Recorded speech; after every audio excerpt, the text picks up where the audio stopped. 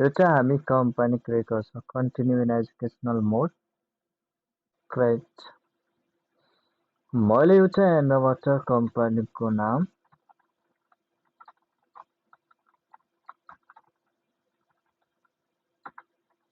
राखेँ अनि हामी यहाँ राख्न सक्छौँ एड्रेस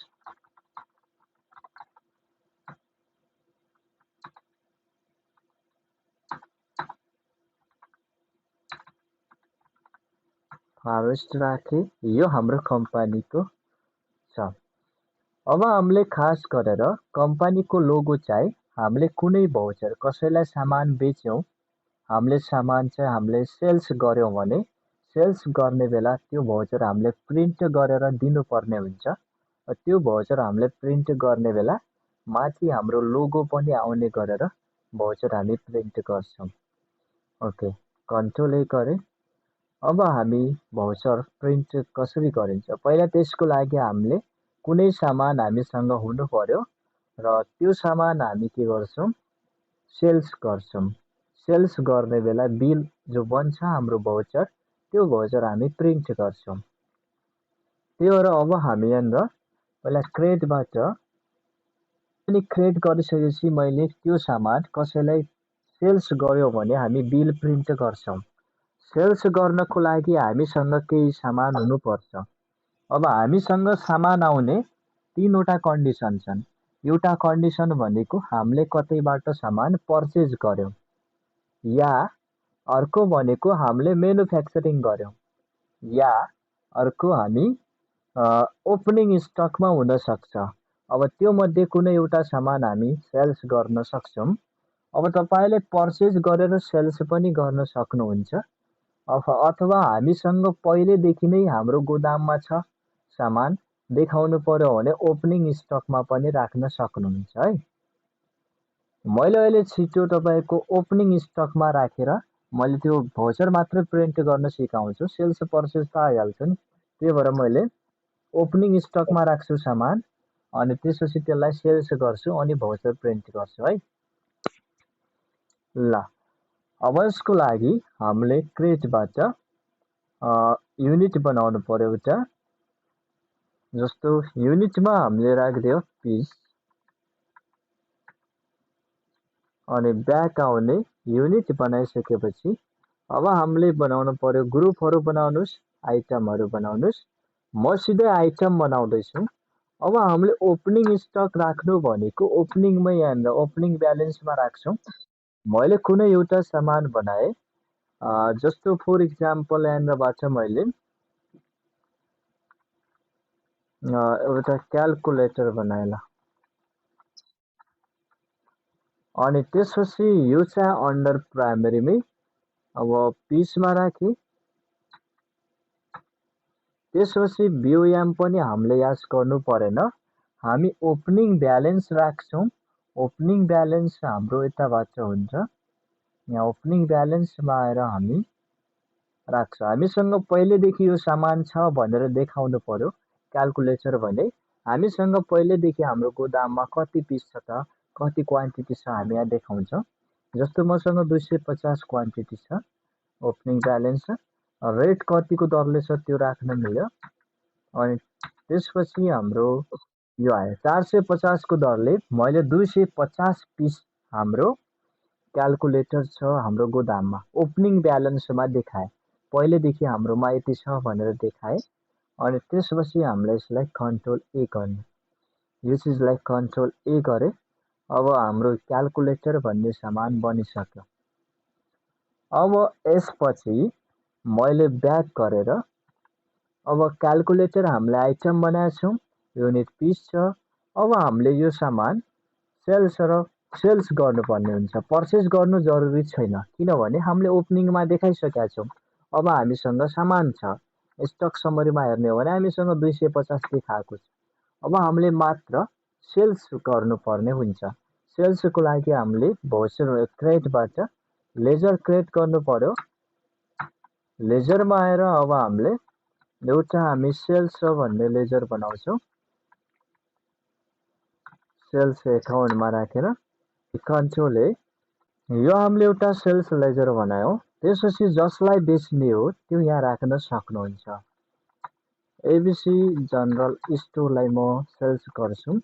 अब यो चाहिँ हुन्छ हाम्रो डेप्टर्समा, सन्ड्री डेप्टर्समा यो राख्ने अनि कन्ट्रोल ए गर्ने। यसरी हामीले दुईटा लेजर बनाउँछ सेल्स गर्नलाई। अब हामीले यो काम गरिसकेपछि अब हामीले सेल्स गर्नुपर्ने हुन्छ। यसलाई ब्याक गरेर अब हामी आउँछौँ भाउचरमा। ब्याक गरेर भाउचरमा आउने, यहाँ भाउचर्सबाट हामीले सेल्स भाउचरमा आउने। हामीले यतापट्टि सिधै सेल्स गर्दैछौँ। यहाँ सेल्स भाउचरमा आएर हामी एउटा भाउचर पास गर्छौँ। आएर पार्टी एकाउन्ट नेम कसलाई बेच्ने हो, मैले एबिसी जनरल स्टोर राखेँ अनि सेल्स लेजरमा सेल्स चुज गरेँ अनि नेम अफ आइटम हामीसँग भएको क्याल्कुलेटर म बेचिरहेको छु। हेर्ने, अब यो क्याल्कुलेटर हामीले कतिवटा बेचिरहेछौँ यहाँ हामीले राख्नु पर्यो। मैले 250 हामीसँग थियो, मैले मानौँ 50 पिस बेचेँ। एउटाको हामीले कति राख्ने रेट राख्नु पर्यो, जस्तो एउटाको हामीले राख्थ्यो 550, 450 को डरले हामीसँग छ भने मैले यसलाई कन्ट्रोल ए गरेँ। मैले 50 पिस सेल्स गरेँ। अब सेल्स गर्यो भने हाम्रो सेल्स भाउचर चाहिँ खासमा यतापट्टि डिस्प्ले मोर रिपोर्ट्समा डेबुकमा आउने हो भने पनि हाम्रो सेल्स भाउचर देखाउँछ। अथवा त्यहीँनिर जति बेला हामी सेल्स गर्दैथ्यौँ त्यति बेलै पनि हामी त्यो भाउचर प्रिन्ट गर्न सक्थ्यौँ। अथवा कुनै पनि भाउचर प्रिन्ट गर्न मिल्छ, सेल्स मात्रै होइन, कुनै पनि भाउचर हामी प्रिन्ट गर्न सक्छौँ। जस्तै यो भाउचर डेबुकबाट मैले खोलेँ, यहाँ आएर यो डेबुकमा होइन डिस्प्ले मोर रिपोर्ट्सबाट डेबुकमा आएपछि हाम्रो यो भाउचर देखाउँछ र अनि त्यसपछि हामीले त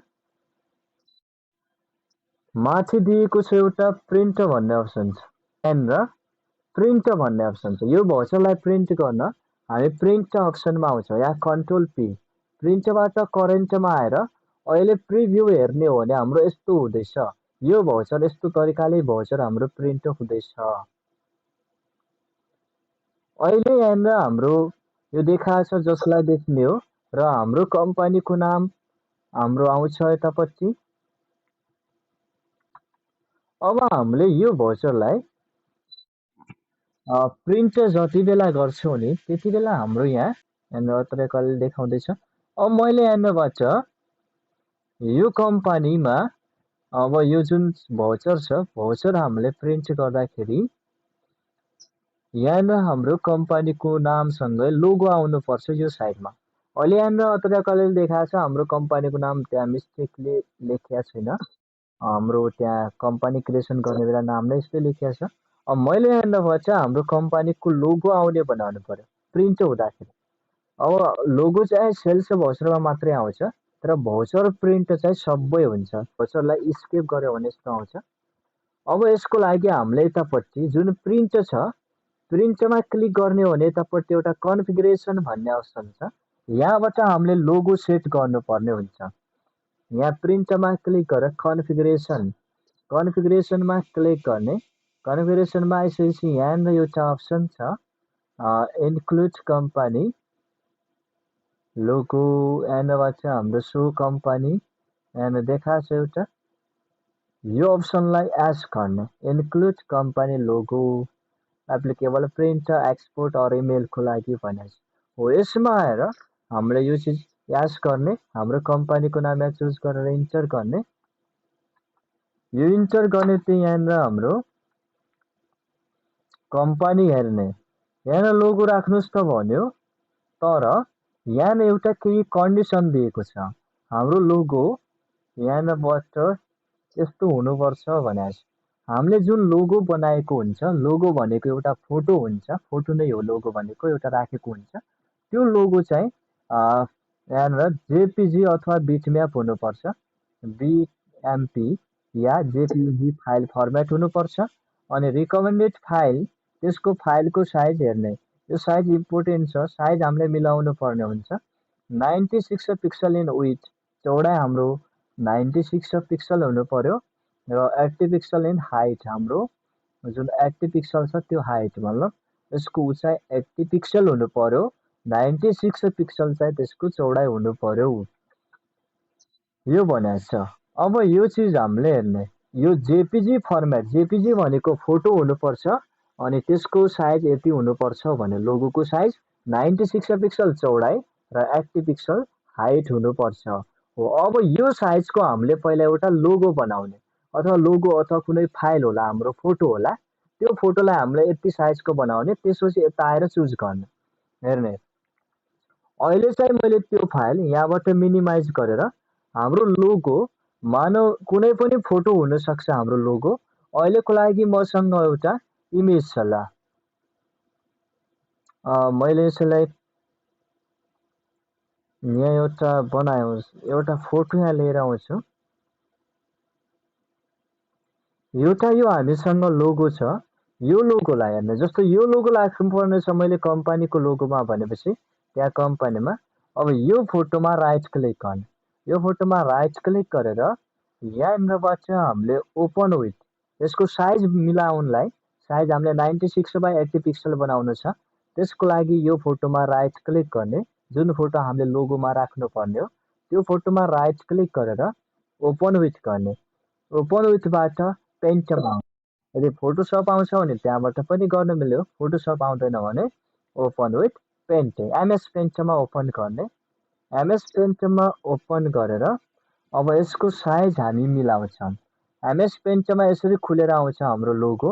अब हाम्रो यो ठुलो फाइल छ, यसलाई हामीले यहाँबाट रिसाइज भन्ने एउटा अप्सन हुन्छ, रिसाइजबाट हाम्रो फोटोको साइज कम गर्न मिल्यो। अब रिसाइजमा क्लिक गर्ने, रिसाइजमा क्लिक गरिसकेपछि यहाँनिर पर्सेन्टेज र पिक्सल भन्ने दुईवटा अप्सन दिएको छ, यता पर्सेन्टेज र यता पिक्सल।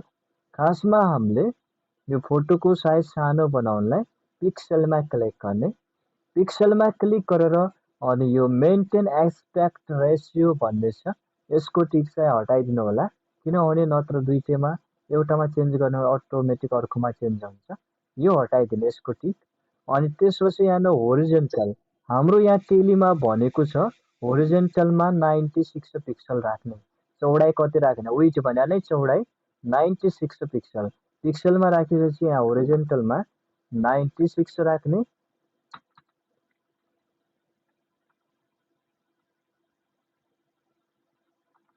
अनि त्यसपछि भर्टिकलमा भनेको छ 80 पिक्सल, यो राखेर ओके गर्ने बित्तिकै हाम्रो लोगोको साइज यति सानो हुन्छ र यसलाई सेभ गरिदिने, यो नै हाम्रो लोगो बन्छ। अनि यसलाई के गर्ने, सेभ गर्ने। अब हाम्रो त्यो त्यही नाममा हाम्रो फोटो सेभ भइसकेको छ, यो हाम्रो यसको साइज सानो भइसकेको छ, यो साइज सानो भएर यहाँ आइसकेको छ।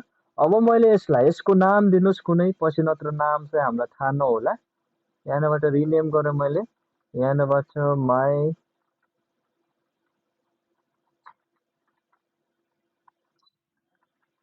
रिनेम गर्नु होला, राइट क्लिक गरेर कम्पनी लोगो भनेर राखेँ। अब यो नै मैले त्यहाँ चाहिँ राख्छु टेलीमा। अब टेलीमा राख्न यो डेस्कटपमा छ, तपाईँको कुनै पनि ठाउँमा हुनसक्छ। एकछिन मैले त्यसको फाइल टाइप चेक गरेँ, यो फाइल थियो जुन जेपीजी छ कि छैन, यसलाई राइट क्लिक गरेर जेपीजी हो कि होइन भनेर पत्ता लगाइहाल्नु होला। राइट क्लिक गर्ने, प्रोपर्टिजबाट राइट क्लिक गरेर प्रोपर्टिजबाट हेर्ने हो भने यो चाहिँ पिएनजीमा छ, त्यही भएर उतापट्टि देखाउँदै छैन पिएनजी। पिएनजीलाई हामीले केमा राख्ने, जेपीजीमा। अब पिएनजी भए पनि हामीले यसलाई जेपीजी राख्न राइट क्लिक गरेर ओपन विथ पेन्टमै आउने, तर पेन्टमा आएर हामीले सेभबाट सेभेज गर्ने बेला यतापट्टि पछाडि यो फोटोको पछाडि यो जेपीजी छ नि, जेपीजीलाई, यो पिएनजीलाई जेपीजीमा राख्ने, अथवा पछाडि यसको डट जेपीजी पनि लेख्न मिल्यो। यो जेपीजी इमेज बनाउनु होला, जत्र त्यहाँ सपोर्ट गर्दैन, जेपीजी हुनुपर्छ। अब जेपीजी राखेपछि अब चाहिँ हाम्रो यहाँ हामीले त आउने हो भने यहाँ हाम्रो देखाउँछ, ब्याक गर्नु होला एकचोटि, यसमा आएर प्रिन्टबाट कन्फिगरेसन अनि इन्क्लुड कम्पनी लोगो, अनि यसमा आउने, यसलाई यास गर्ने,